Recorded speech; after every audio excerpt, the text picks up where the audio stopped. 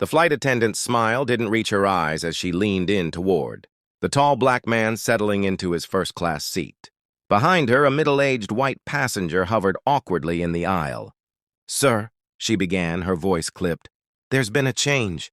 In less than a minute, the man who had paid thousands for this ticket was standing in the aisle, his seat claimed by someone else. No explanation that made sense. No apology that felt real. Just the sharp, humiliating sting of being asked to move. What neither the crew nor the airline knew was that this passenger wasn't just anyone, and in the days that followed, their decision would cost them $120 million. Darius Cole wasn't a man who sought attention.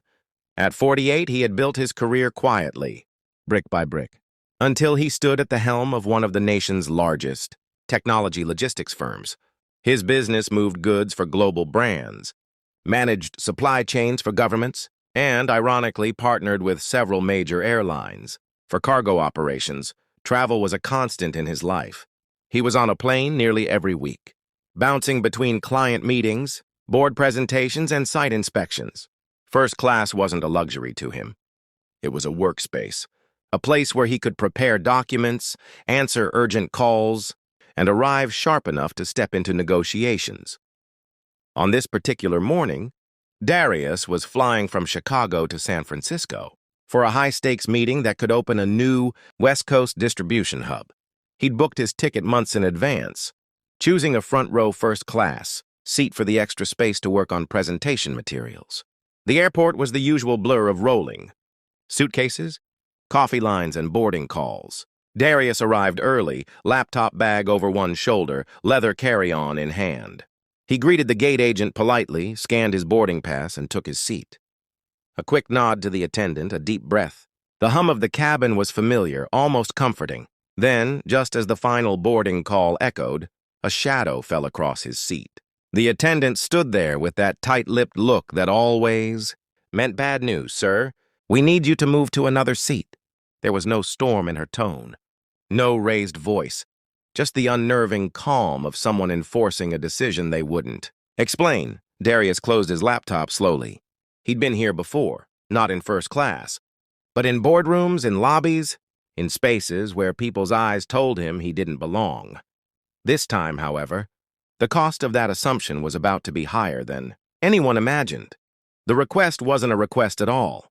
A flight attendant stood with her hands clasped, blocking the aisle, while the white passenger next to her avoided eye contact. The man clutched his own boarding pass, glancing occasionally toward the seat Darius.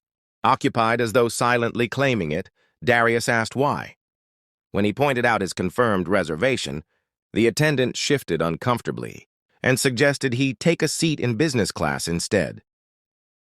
It wasn't lost on him that the so-called mix-up had a clear beneficiary. The man who took his place settled in without so much as a thank you. The curtain to first class closed minutes later, sealing Darius on the other side.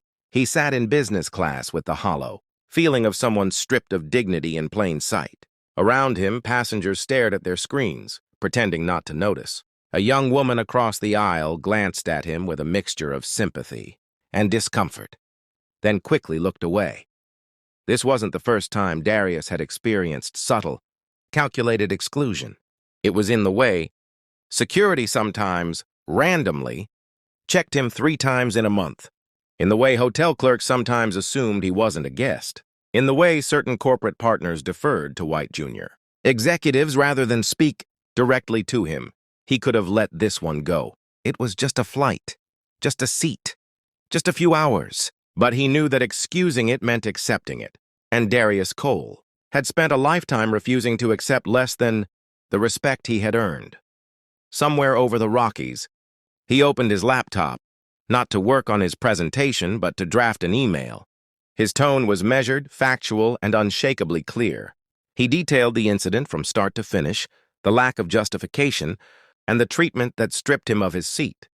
He copied in the airline's CEO, their corporate partnerships director, and, most notably, 3 of his own, company's senior executives in charge of vendor contracts. By the time the plane touched down, the email had been read in multiple offices across 2 time zones. And in those offices, people were realizing something dangerous.